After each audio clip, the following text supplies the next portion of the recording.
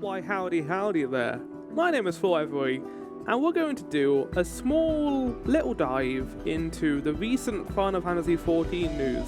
So I did one of these for the FanFest with Dawn Trail, so I thought I'd do one also now, considering we do have new news concerning the most recent expansion to Final Fantasy XIV. We have its name, we've got a teaser trailer, and we've got a couple more job things as well.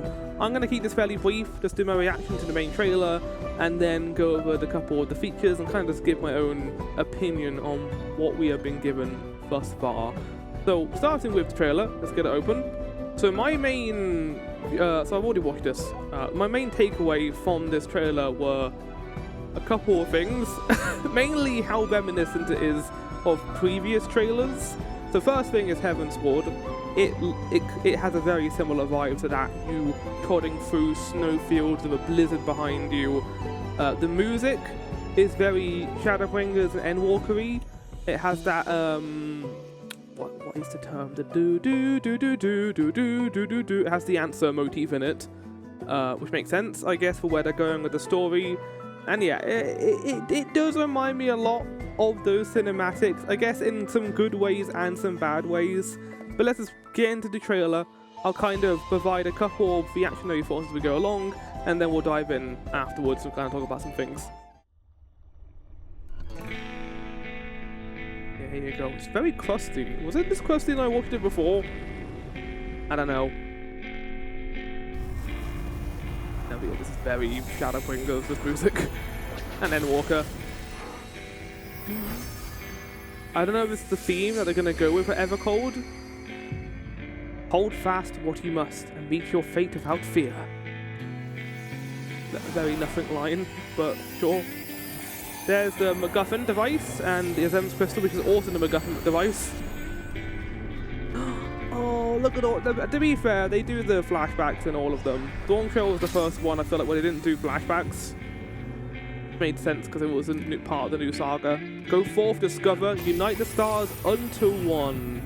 Let none bar your path.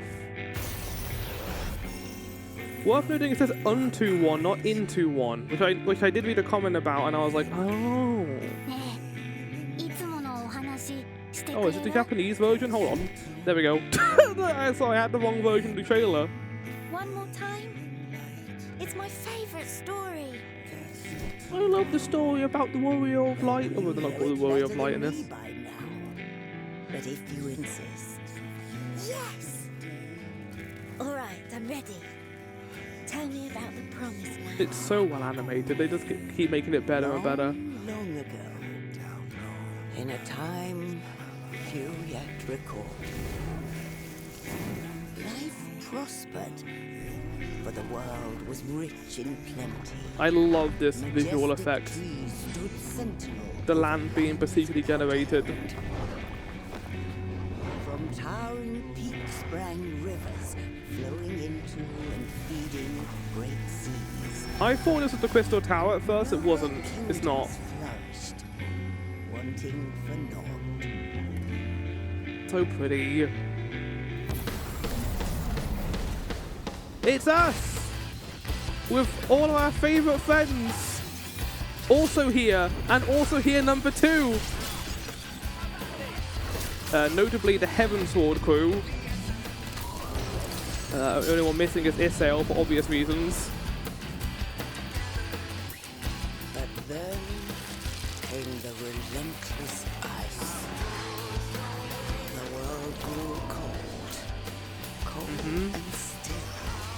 Nicely. Succumbed to bitter sorrow. One of the umbral calamities involved cold. Struggle to survive. Although I believe it's always the mirror one, so it would have been fire. And all was lost. These things are awesome. I love their designs. Choice but to flee to the sky.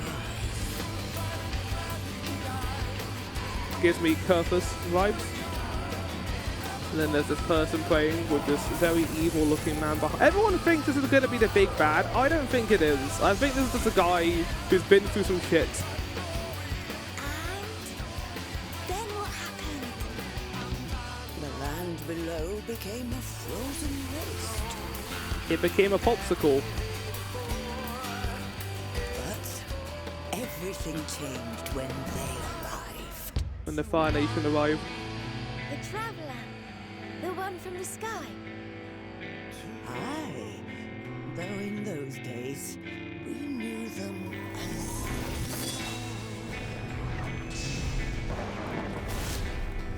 Far Wanderer. Now everyone thinks that they're calling the Warrior of Light there the Far Wanderer.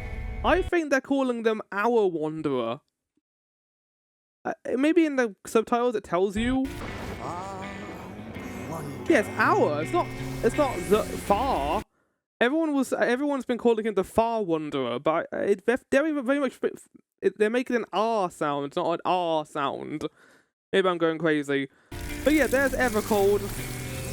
Called Evercold. I had a chat with Hellscythe in the Discord about this, and I very much agree with him that I think Everfrost would have been better. Now, it's worth noting you do lose the forward kind of nice symmetry here, and Evercold isn't bad. I don't hate it, but it is a downgrade from Dawn Trail and how good that is as a title. But we'll see. Because I also think Shadowbringers as a title is also a bit sloppy. So, and that was the best expansion. So, but yeah, that was Evercold. When I initially watched it, I wasn't too happy that Alphinaud and Estinian showed up here. But basically, when it comes to that and the bringing back of the Scions, like, I'm in the middle because on the one hand, I know why they're doing it because people were not receptive to what they did in Dawn Trail with all the new characters. Now, I chalk that down to the new characters being bad rather than them bringing in new characters because people loved Erenville. And people loved some of the other guys they brought. I'm trying to think of someone else. They liked Sphene. Sphene was great. And yeah, like, and then on the other hand, like, I don't like the inclusion of the Scions because it feels like we're not moving past the storyline, which I guess we're not because they have been foreshadowing the idea of the shards being brought back into focus unto one. Now let's get into a bit of an analysis, shall we, here. So, it begins with the realms being destroyed. Now, it's worth noting they're showing a fire here. Now, I'm pretty sure the reason why the fourth shard is also called, they're calling them stars now. The fourth star is cold is because a fire umbral calamity occurred on Eorzea, on Etheirys, which led to the cold taking over that. Basically, the Ascians, the cores are merging. Oh no, because it would have merged, wouldn't it? So it's not that. No, yeah, of course it wouldn't, because if the calamities had actually occurred, the rejoining would have happened. Never mind. So I'm talking out of my ass right now. But basically, I think the general premise is that the stars outside of Etheirys are dying. For some reason, we don't know why, they are being frozen, and that's what is being shown here, the Evercold. But then we have the first bit of text again. I said this is a nothing burger. Hold fast to what you must and meet your fate without fear. You can't really take anything from this. This just means nothing. You're going to continue the path. Do not be scared.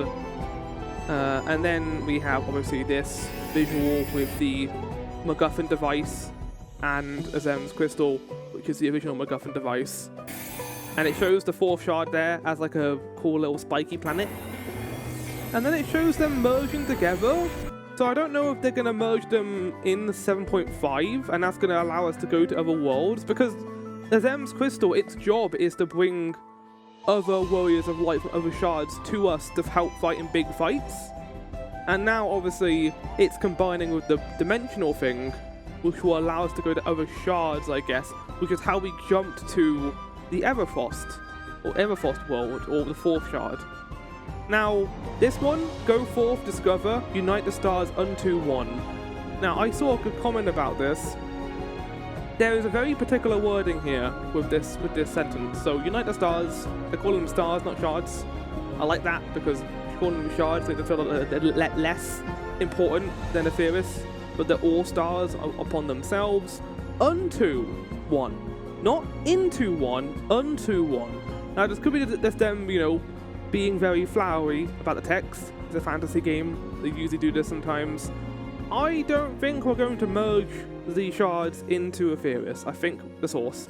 I think we're going to be putting them in the state where they can survive on their own and be equal to our own world. That makes more sense to me. What we did with the Void and bringing the light back to the Void is what I think they're going to do here. So there's that, and then we see fusion occurring between all the shards. Let none bar your path. Again, not really a lot you can get from that. And then we get this nice little fairy tale, and then my favourite part of the trailer is this effect. I love this. The planet being generated, how pretty it is. So, obviously the biggest influences here, they say the word, the Promised Land. That was a big red flag, because that makes me think this is going to be the Final Fantasy VII expansion. I don't want that. We are currently getting a lot of Final Fantasy VII. We don't need more. But if it is that, I hope it's less like just taking it from that and putting it in this like Dawn Trails of Set 9 and literally calling it Alexandria. I don't want that. I don't want that in 14. Please don't do that again, because that was a big issue with that. Same with the Void quest, with it just being literally the characters from Final Fantasy 4 put into the game. It's a bigger problem than you think, chat, because it very much shows that they're taking ideas and just plonking them in this game without writing something new, and I don't love it. Now obviously there is a Vikings theme going on here. I will show you some images in a second that kind of lead into that a bit as well. But yeah, like the cold, the idea of Niflheim. This is beautiful. It's another crystal tower, but I'm willing to forgive it because it looks different. Then we have this part, which I was a bit indifferent to, because like, yeah, it's this Alphino and Estinian. Cool that they're going to be here. I don't know what they're going to do, because this is my main thing, chat. Is if they're going to bring back the Scions, I want them to fucking have a big part in the story. Be plot pivotal. Don't just have them there to, be our buddies and back us up. No. The point of the Scions in Shadowbringers and Endwalker is they all serve the function to the plot outside of Ishtola. Even Estinian had a whole thing with Vitra in Fafnir, and then he in Endwalker, in Endwalker, he wasn't even in Shadowbringers. Alphino had a whole thing with Calusia in Shadowbringers. Alice had a thing with Amarang and the people who died to the what are they called? Sin-Eaters. Yeah, there was that. So then what they ever called? I love these things. Now, again, I have seen online people have equated these not to 7, but to 13. They look like the Seath, and I do agree. They do look like the Seath. Very, very similar designs in that regard. I'm guessing these are like, I don't know where these creatures came from. Maybe they were formed from the ice, or if they're like similar to the Void Scent and the Sin-Eaters, they're what happens to people who are exposed to too much ice ether. Then again, that didn't really happen with the Electrope, with the Levin sickness. They just became ill. But they could have died from this. And then we had this with a person praying, probably before this thing. And then they mentioned, hero, upon the heavens they came down to save us. So I'm going to assume that's going to happen before the Everfrost takes over, and it's still running its rounds. It'd be kind of cool if that happened during the game, like one of the areas became covered in frost when you came back to it. And yeah, we came onto the star and we saved them from the heavens down to the planet. Again, that reminds me of Final Fantasy III and how you start on a floating island and then you go to the planet to save it. And then here's us. I love this shot. Finally, Reaper in the trailer. Does that mean Zero is going to come back? No, because she's a paladin, not a Reaper anymore. I forgot about that too, to be fair. But that's it. That is ever cold. After watching the trailer again, I am more interested in it now, I think. I will say my excitement when it comes to 14 expansions has definitely diminished over the years. I was so excited for Dawn Trail when that came out. And I don't really have the energy nowadays to get excited about this stuff. So I'm glad I did an analysis video on it, and we kind of have an idea now what we're going to get. It's going to be determined by how good 7.5 is, chat, and how good the initial pitch is, I think. And we'll be seeing that next week, so we'll be doing that across a couple of days. I will be making it all one video, so there's a chance you won't get that until I complete the entire thing. But that is the trailer. Let's get into the actual other stuff they announced. So, oh god, which one is it? Slideshow? Yeah, slideshow. Okay, right. So we got some location art. The floating islands, I assume. Again, very Heaven Swordy with sea of clouds. The other one, churning mists. I do like the volcanic stuff. This looks great. I feel like we haven't gotten enough of this in the game. So getting like lava plumes. Like, yeah, I can't think of any area before this that is very fire-based. I guess like the Ruby Sea had a volcano in it. This looks great. Very fey. I'm wondering if we're going to be getting some fairies in this, maybe. Similar to Shadowbringers. That is like a giant Seath. But again, so cool. I wonder if one of the areas is going to be on the back of one of these guys, like Ray Xenoblade Chronicles 2-esque. And then we get the little cat people. I mentioned to Hellscythe that I thought these were just the Monster Hunter cats that they're fully bringing over, but they're so cute. I love these little guys. They're wonderful.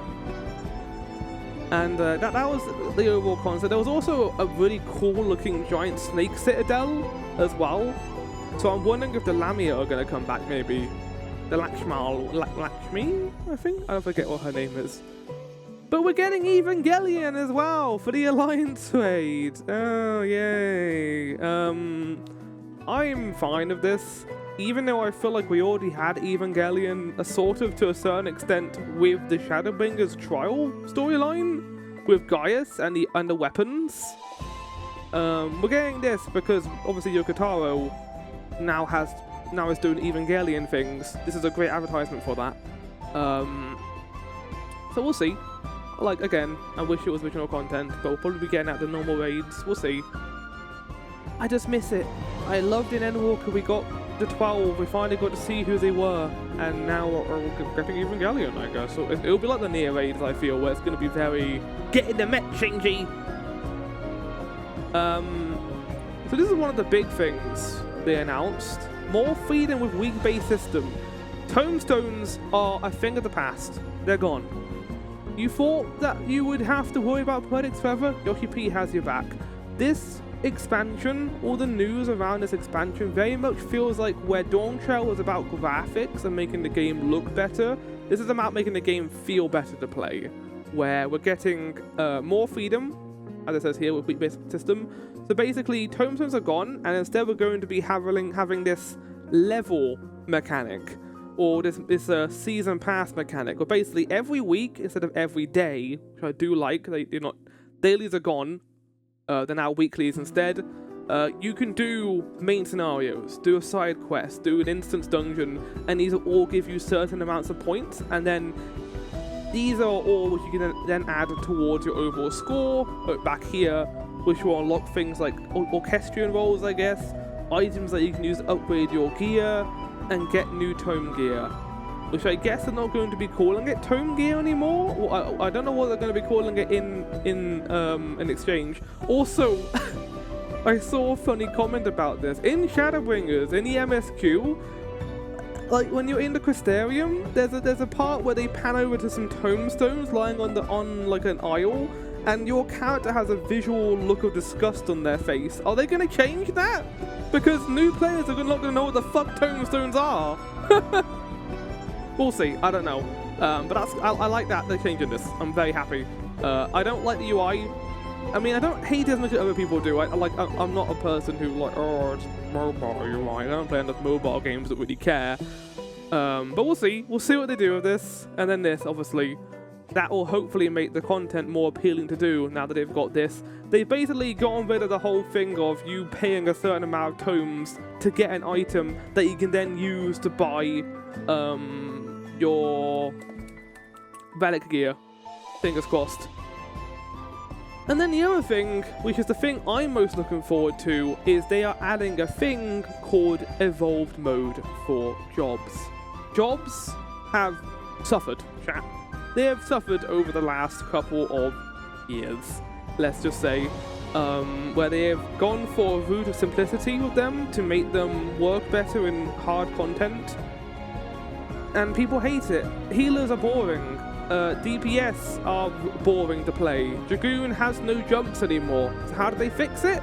They're making Evolved Mode. Basically, every single class is going to have